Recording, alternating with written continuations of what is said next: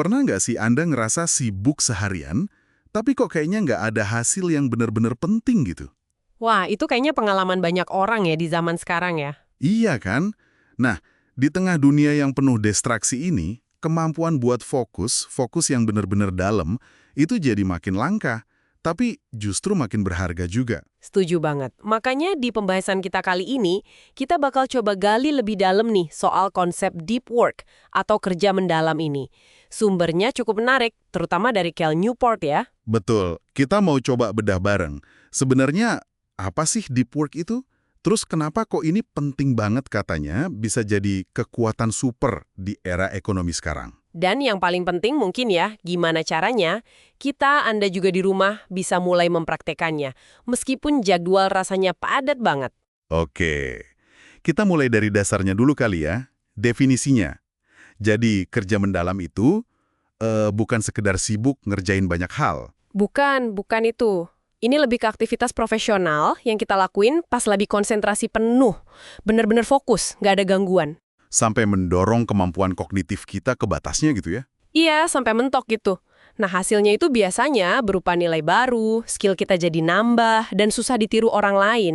Contohnya tadi disebut si psikiater Carl Jung ya. Dia sampai bangun menara batu sendiri di hutan.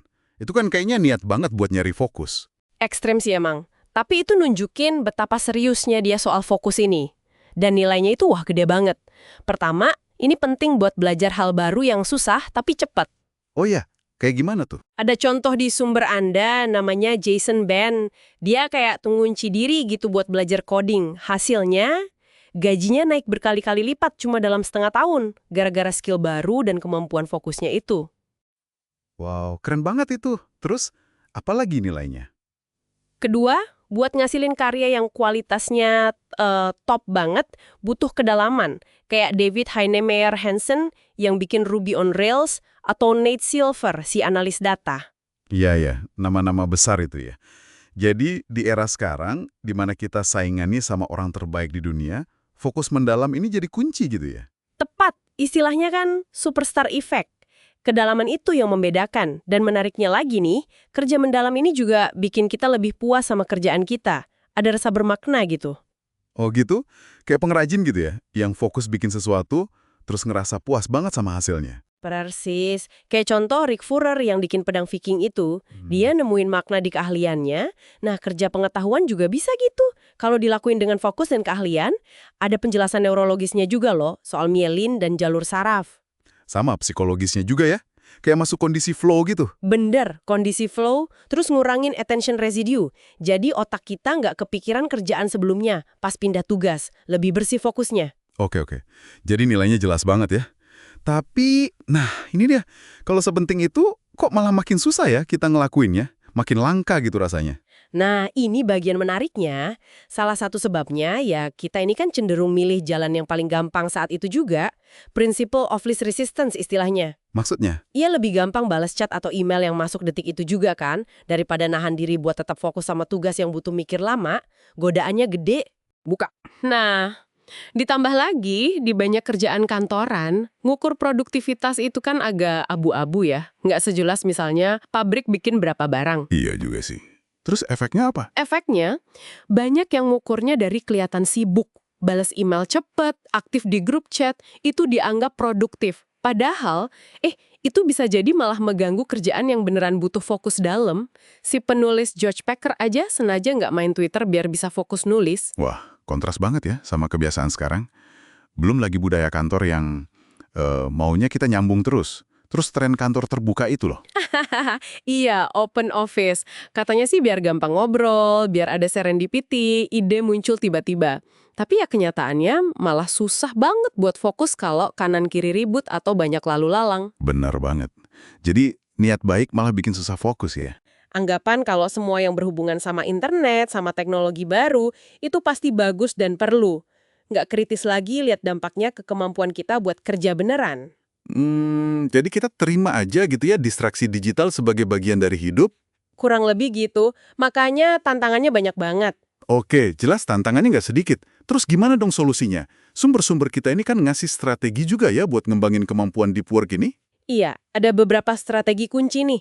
Intinya sebenarnya bukan soal nambah jam kerja, tapi lebih ke gimana kita ngelola waktu, dan yang lebih penting lagi, perhatian kita. Oke, gimana tuh caranya? Pertama, kita harus sengaja nyiapin waktu buat fokus. Pilih metode yang cocok. Mau kayak Jung yang bener-bener misahin waktu, atau lebih fleksibel kayak Walter Isaacson yang nyelipin sesi fokus kapan aja ada kesempatan. Yang penting komitmennya ya. Terus bikin ritual gitu. Betul. Tentukan kapan, di mana, gimana cara kerjanya.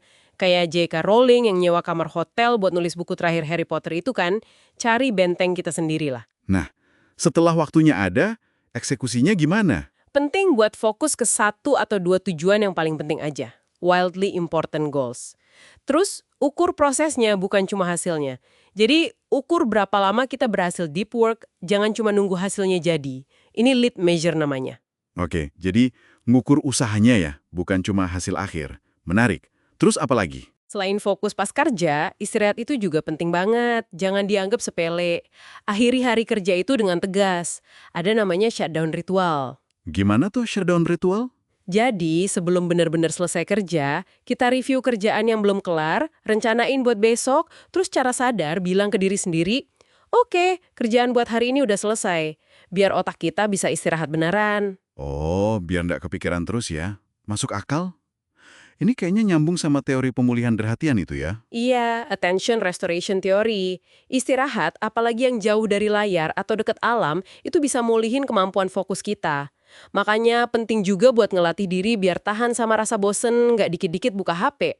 Nah, soal ngelatih ini berarti fokus itu skill ya, bukan cuma modal niat. Banget. Ini kayak otot, mesti dilatih. Makanya coba deh jadwalin waktu khusus buat buka internet atau cek email. Di luar jam itu, ya jangan. Anggap aja latihan konsentrasi, concentration calisthenic gitu. Latihan beban buat otak. Oke, terakhir nih, soal alat dan tugasnya sendiri. Nah, ini juga penting. Jangan semua teknologi kita pakai.